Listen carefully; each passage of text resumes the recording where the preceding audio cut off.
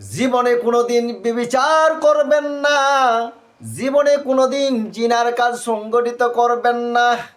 আল্লাহ রাব্বুল আলামিন বলেন, ওয়ালা তাকরাবুজ জিনা ইন্নাহু কানা ফাহিশা ওয়া সাআ সাবিলা।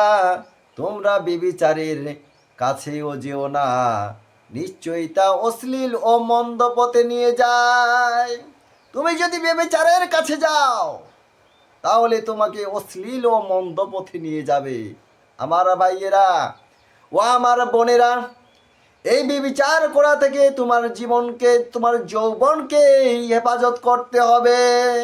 রাসূলুল্লাহ সাল্লাল্লাহু আলাইহি সাল্লাম বলেন, লা ইয়াজনি জানি হিনা ইয়াজনি ওয়া হুয়া মুমিনুন ওয়ালা ইয়াসরিকু সারিকু ওয়া হুয়া মুমিনুন। ব্যভিচারী ব্যভিচার করা অবস্থায় মুমিন থাকে না, অর্থাৎ মুমিন থাকা অবস্থায় কেউ কোনোদিন ব্যভিচার করতে পারবে না। আর চোর চুরি করা অবস্থায় ইমানদার থাকে না, ইমান থাকা অবস্থায় কেউ কোনোদিন চুরি করতে পারবে না।